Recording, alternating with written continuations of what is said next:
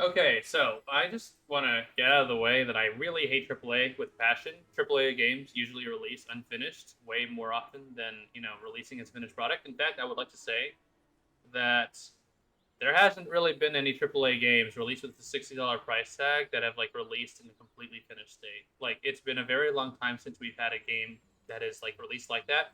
And usually the games are also like live services. The content just trickles in over time because they're trying to, you know, they're trying to do the WoW thing. They're trying to do the Overwatch thing. They're trying to do all the things that like live service does have a place in gaming, but when every single AAA studio makes a live service product, it's like kind of like it's annoying, and a lot of these live service models tend to be very predatory, and yeah, obviously, yeah. So the idea of playing a AAA game never really crossed my mind because buying an indie title that's like $10, $20, $30 was very much more likely to like give me all the value I wanted from that $30, in addition to like being a complete game, in addition to like actually being a game with gameplay and none of the normie features that bogs the game down, which we will talk about in a second with relation to Hogwarts Legacy. Um, but and it would be cheaper than the $60 price tag. So you know, and if I ever played a $60 game, it would be because it like got dramatically slashed in price because of a Steam sale or some other thing. And to be honest, there hasn't been really any games that I've wanted to do that with. So the reason why I even heard of Hogwarts Legacy was because of all the drama and controversy around it. I'm just gonna go ahead and try it right out of the gate. Do not do that. Go touch grass. Like J.K. Rowling has nothing to do with this game except creating the world, and the world isn't some sort of anti-trans world. There's even a trans character in the game, and you can even make your own trans character. So, like, death of the author, guys. Like, if you campaigned against this game, but you play Overwatch every day, a game literally made by scum of the earth, like people, you're the worst kind of hypocrite. Like, it's not even close. Anyway, it's just saying nothing of all the other games that you could be playing made by even shittier people. Anyway, let's talk about the game now that we're here. So this game is actually, unironically, so one of the only reasons why I purchased this game was because of the overwhelmingly positive reviews. There were like some negative reviews. It was like performance issues, and there was the Denuvo comments, which I'll just address right now. If you hate the fact that Denuvo copy protects, okay, cool, but like downvoting a game because it uses Denuvo isn't going to change anything. Like the pirates are going to make the break for it anyway. You're going to get your cracked copy of the game. It's going to happen. Just chill out and stop bullying developers for trying to protect their game. Like it doesn't make sense. Anyway, so as for performance, a lot of these guys who complain about performance when using a high-end GPU are still on an i5. It's 2023. If you're playing a AAA game that is released and you're using an i5, you have waived your right to complain about performance issues. If this was during Rona, it would be understandable, but Rona's over. The chips have completely dropped in price to almost a fourth of what they were worth.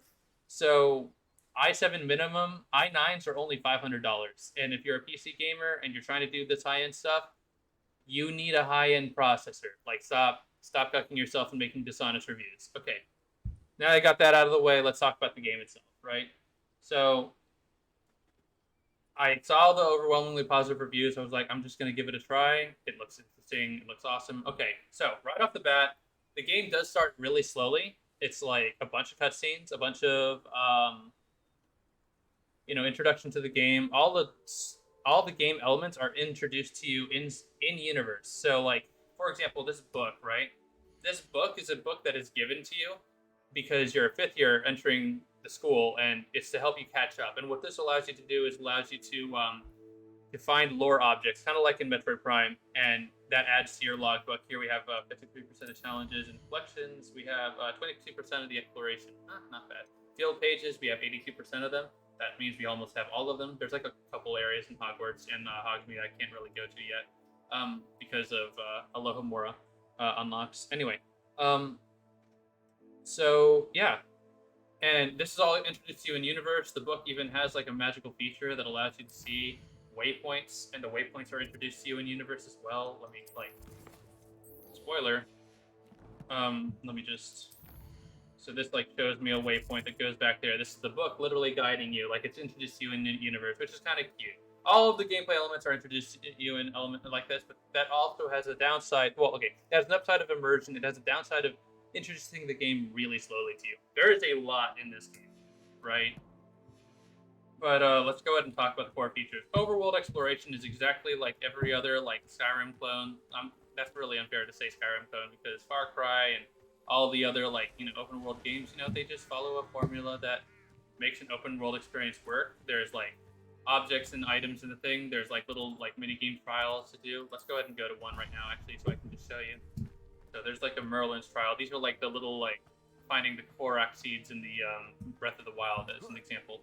You go up to it, you activate the trial. I guess I already activated this, didn't I? At some point. Revelio.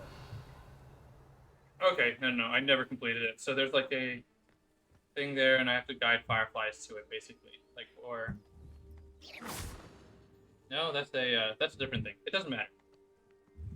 And you solve the puzzle, and you slowly get inventory slots. Like that's like a thing that exists in the world. In addition, there's like camps, there's like other puzzles, there's dungeons, there's monsters, there's places to catch beasts, there's other towns with other vendors, and so on and so forth. Just the typical things you'd expect in an open world game. In terms of like exploration and travel, it's like actually pretty well done.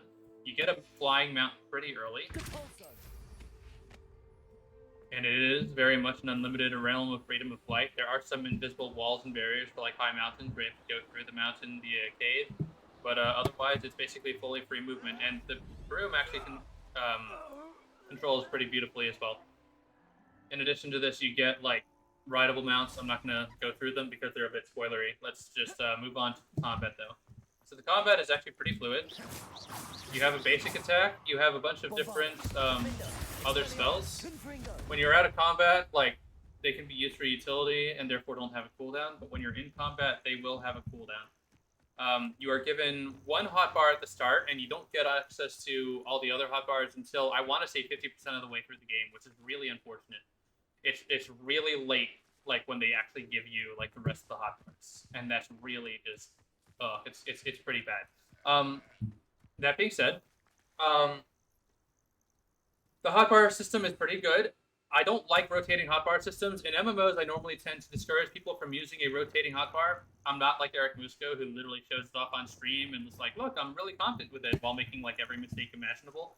No. So like in this game, like it's unfortunate. It's the rotating hotbar. It's exactly as devastating like to your gameplay as imaginable, but it's much better than what a lot of streamers use to do is they just have one hotbar with a purple, yellow, and two reds. And they have the utility hotbar, and they don't get anything else. And then they literally like are auto attacking every single fight because they have no spells, which is really cringe to watch. So don't do that. Unlock your hotbars as soon as possible, and just learn to rotate through them because it's kind of a big deal to be able to do so that you actually have access to a spell repertoire during combat. So you do have a parry. The parry does have a counter. You have a roll. You have a trait that makes the roll do a little dash thing, which is really cool. There's like an ancient magic meter. That's like the little blue bar at the bottom right of the screen. It fills up when you do a combo. Combos are when you have uninterruptible actions that you like do until you get interrupted by an attack. If you roll out of an attack and continue attacking, that bar still keeps growing. So that's really cool. And basically, ancient magic is like a super attack that you get on any like monster or thing. And it doesn't exactly break the game, but it does usually remove like an enemy from the fight. You'll have fights where there's like 10 enemies that you're fighting, so like it's just a nice little thing to be able to do to remove them. All the yellow and purple spells are utility for the most part. The yellow spells are all control spells, and the purple spells, they're all force spells. Basically, they're all the same thing. They are all utility. They all allow you to do like various utility things, like pulling something, pushing something. Mouse over the wrong things for that, shoving something down, flipendos in the game, in case you missed that from the old Harry Potter games. Arrest of momentum, you can freeze someone, you can CC them by lifting them up in the air, and you can transfigure someone, which is basically removing them from the fight. It's pretty overpowered. Anyway. And then you have all your damage spells. So, like, Confringo is a ranged burning spell. Defindo is a ranged cutting spell. Expelliarmus is exactly what it is. It removes someone's weapon. And You can even get a curse. You can get a curse application via traits, and then you have Bombarda, which is like this. It's just an explosion spell. You have a close range fire spell that you can trait to have AOE. It doesn't show the AOE here, but that AOE right there. Anyway, and then of course you have your Unforgivables. So one thing about the Unforgivables is they are absolutely overpowered in every imaginable way. Crucio unlocks anything that is not a big beast. Imperial works on literally every creature in the game except for the final boss. There might be other big monsters that it doesn't work on. I haven't really tested it on literally everything, but it works on trolls as an example. And Avada Kedavra, same thing. It works on like literally everything except the final boss. Yeah. And they do exactly what you think they do. Crucio is a DOT that also stuns someone.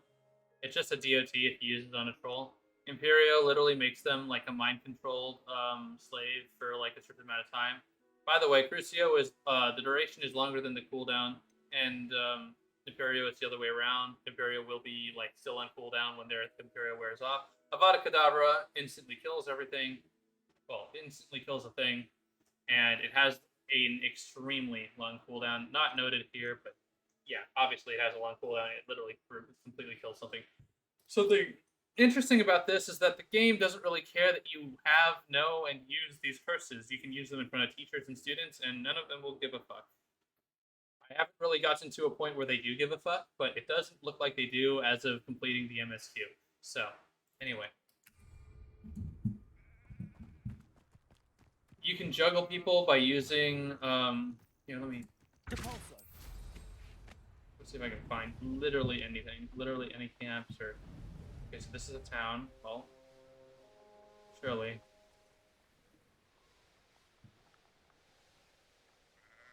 I'll find a monster. But like, the combat is honestly really solid. There we go.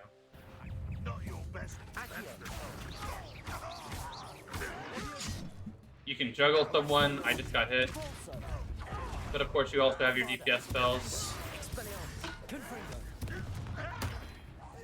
You have little action prompts with Z, where your ancient magic allows you to like throw things at people, which is like really cool. If you parry, you can do a Superfly counterattack, which is like really nice. There's a trait that allows you to, after Expelliarmusing, you can ancient weapon throw, like the weapon back at them, which is kind of cool. Anyway, you get the picture.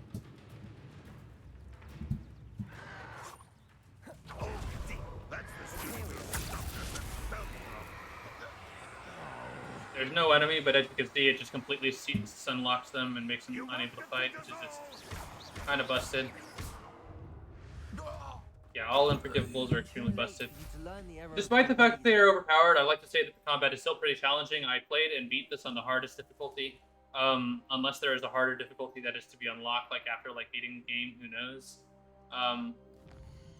Yeah, that's it. That's my story. That's the combat in a nutshell. Let's talk about the other AAA stuff, because like I think like that's the only like downside of this game. Like, okay, if I want to talk about the upsides right now, like, so the combat's really good, the exploration's really good, the story is generally decent, the writing and world and lore, world building and lore and all that stuff is like all handled very, very well for a Harry Potter game. And I think that Harry Potter fans are going to be really happy to see a game that like actually cares about their universe, because they really needed one. And like, yeah, here you go, guys. So let's talk about some downsides. So it is a AAA game, which means that the game starts really, really slowly. Introduces game elements to you very, very slowly, because it's trying to cater to the person who's never played a video game in their life. Yeah, it's very slow. Like, it makes replaying the game a little frustrating. I'm like actually very anxious about replaying it. I'm not sure if I will. Maybe in like a couple years. And I would actually like to do a run where I don't get or use any of the Unforgivables, because I feel like that could be very interesting considering how overpowered they are. Oh yeah, there's like potions in the game. So like, you know, they do like various things. So this like gives you a defense buff. This gives you a spell damage buff. This makes it so that your cooldowns are much lower. This is like really, really powerful, by the way, but good luck getting all the mats. And then this is Thunder Brew. It just makes it so that around you, like lightning strikes. It's just a kind of interesting utility spell. And then the invisibility potion is like, I haven't really tested it, but I imagine that it actually allows you to completely break out of a combat situation, or allows you to completely trivialize stealth. Speaking of which, there is stealth in the game. You have like a disillusionment charm. It allows you to go and do like sneak attacks and stuff, where you do a sneak attack with Petrificus Totalis, and it usually insta-kills most things. Speaking of killing, by the way, that's like one of the things about this game that I find kind of weird. Is like you'll literally like finish killing a bunch of goblins, and your character will like, and you kill them. You literally disintegrate some of them. Some of them are burning. Some of them are cut through. And your character, who's like 16 years old, will be like, all of Ranrock's lot deserve the same fate. I'm like, really? All of them deserve to die? That's kind of bloodthirsty. And you do the same thing for the poachers and the bandits. So it's like, you know, a bit violent. I don't know if this game's T or M. I will say that it is kind of funny that your character is too young to fuck, too young to drink, but old enough to kill literally everything in his sight and become a dark wizard to boot. I guess that's in line with Harry Potter. But yeah.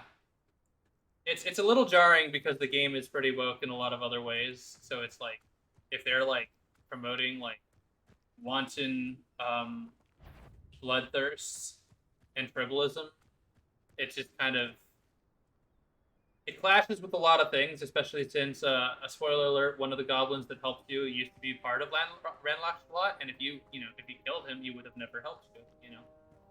As an example, that's in the universe. So the philosophy of the game aside, that's not really important. It's just a small little gripe that just kind of takes me out of the world a little bit. Yeah.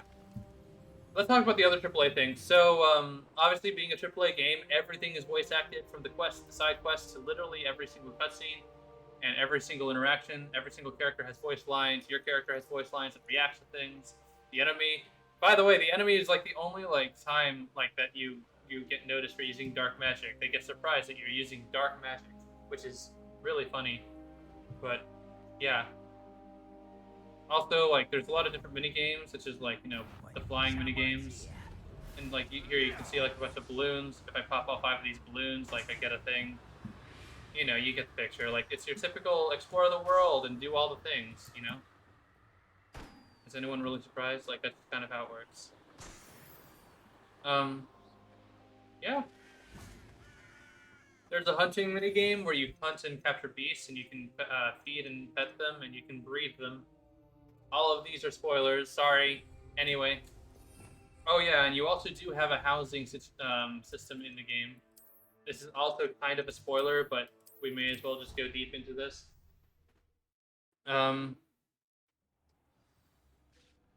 This is my housing. I can show you that I can just, if I wanted to, add like a thing.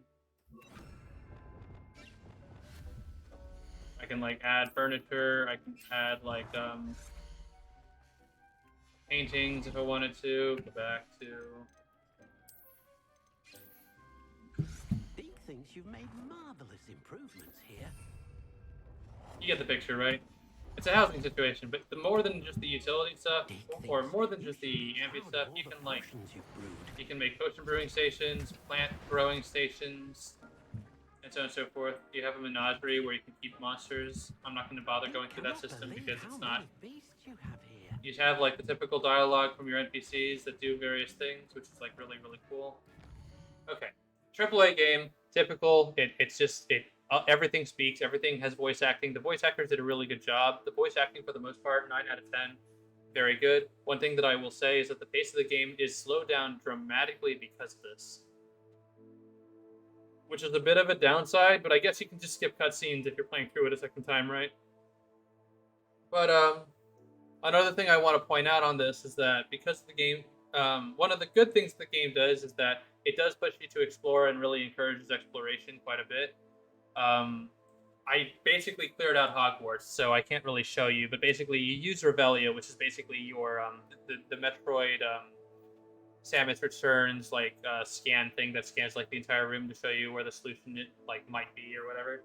So that's in this game, and it's helpful for like solving puzzles, finding things, and so on and so forth. But it's also like your scan visor in the sense that if you find like little like scrolls in the world, you can like use it to reveal the scroll, and it tells you a lore thing, and it increases your you get XP for doing this. And I think like the game really does like encourage you to explore in a very good way. I remember when I was first told that I could do this, I spent like 20 minutes scouring Hogwarts Castle for every single scroll I could find.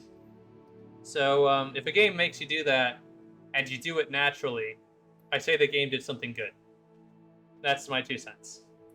So yeah, finally there's a talent. Well, okay, not finally, but there's a talent system. It's a skill tree.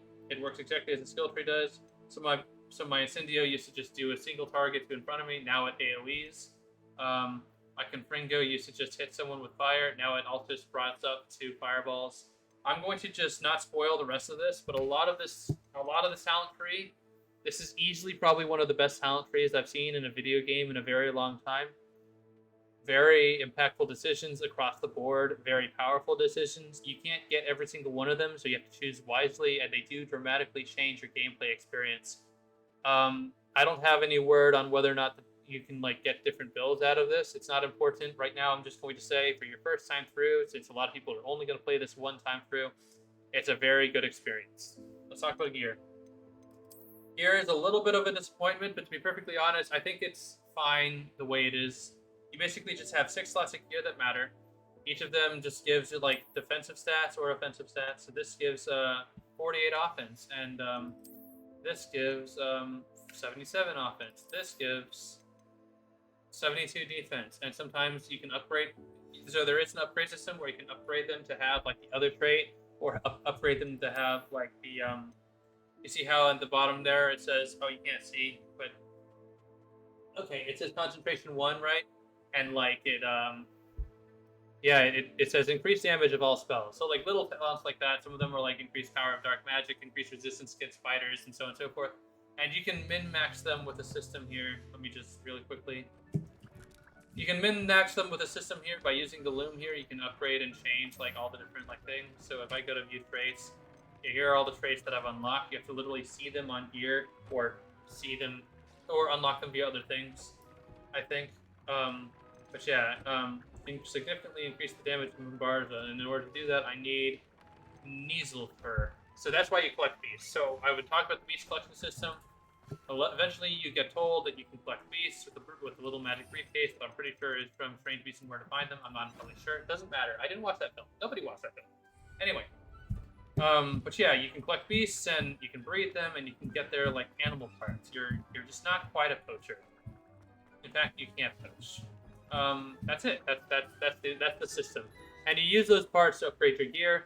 There's no real incentive to do it because you're just constantly changing gear through. But I'm pretty sure in a very endgame situation, you might want to like just have some fun, like min-maxing some of the pieces. I don't know. To be perfectly honest, you switch gear so much that it's not worth the resource cost of constantly re-upgrading your gear. I think your systems like that need a little bit of a rethought on how they work if you're gonna like. Anyway, that's not important. Otherwise, like you start off with a very low amount of inventory for like holding all this stuff, so you can see all the other inventory slots. I had 32. I had to unlock these with Merlin Trials. You can sell all gear. If you can't sell gear, you have to destroy it. Blah blah blah. If you have unidentified pieces of gear, you just go over to this little book here, or scroll or whatever, and that identifies all your gear. Done. Easy. So yeah, there's identified gear, unidentified gear, and so on and so forth. Yeah. That's everything. Oh wait, there's one more thing that I didn't even talk about. Plants. So there are offensive plants. This mandrake, like you grow these plants yourself or you collect them. But basically, what happens is like they all like do attacks. So mandrakes, like you pull it. If you remember the mandrake from Harry Potter 2, right? You pull it out of your pot and it stuns everything around you. Somehow it doesn't deafen you in the process. Chinese chopping cabbages are just like little munchkins that just go and like bite things. It's like really cool. And this is a turret, a little venom turret. That's there you go. I've basically given you the gameplay feel of everything.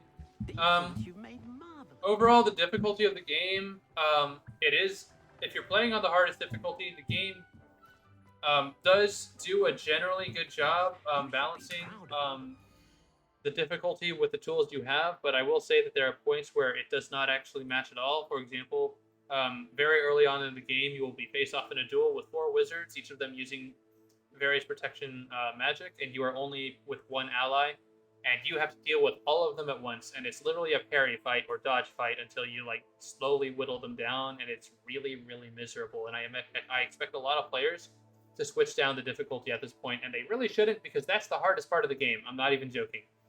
That is literally the hardest part of the game, because you literally don't have any of your damage spells where you would like. So the actual meta for actually like doing combat in this game is you break someone's shield, preferably with Accio, or you use Accio right after breaking their shield, and then you use all your red spells to kill them, and that removes them from the fight, and then you focus on the rest. Or you use like, and that's like assuming you don't like, you use Crucio or Imperio or Avada Kedavra and so on and so forth. But you don't have any of those spells. You only realistically have 4 spells to do the fight with. You don't even have the other hotbars. So, yeah, it's pretty miserable. So, there are small points of the game that are like that, but otherwise the game is pretty well balanced all the way through. There is a bug in the game where quests will no longer show up. The way to fix that bug is to go to the Owl Post and you just read all of your mail and it'll fix it. That's literally how it works. I had to look this up online. Nothing in game would tell me this. I'm just letting you know here. Okay, that should be everything. That should be my entire spiel on the game. It's not very professional. It's just me ranting on it. Overall thoughts, easily the best AAA game I've played since like, I don't know, I want to say 5 years or so. Like, it's like actually kind of baffling how like long it's been since we've had a really, really good AAA title that actually feels complete on launch and isn't like scummy. The gameplay is complete. The gameplay is unironically good, and it's not like, there's nothing cringe about the game. Like,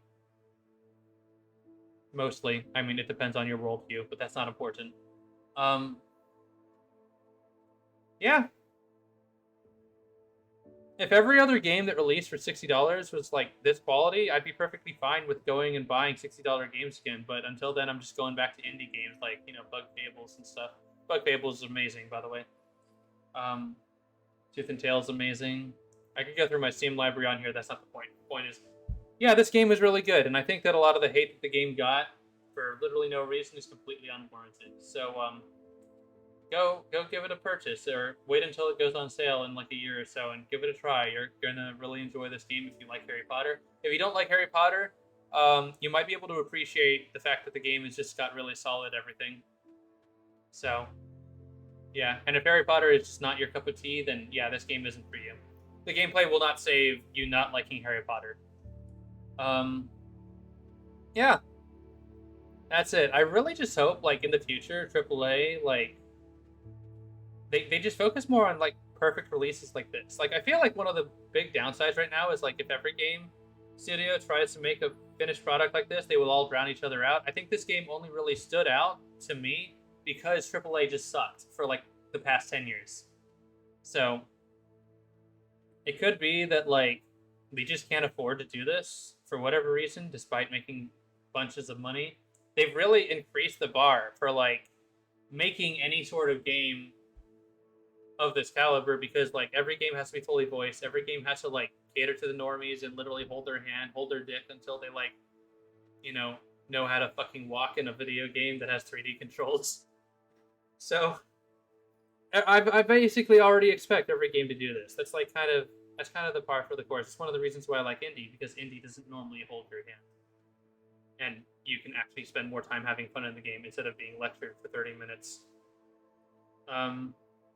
Yeah.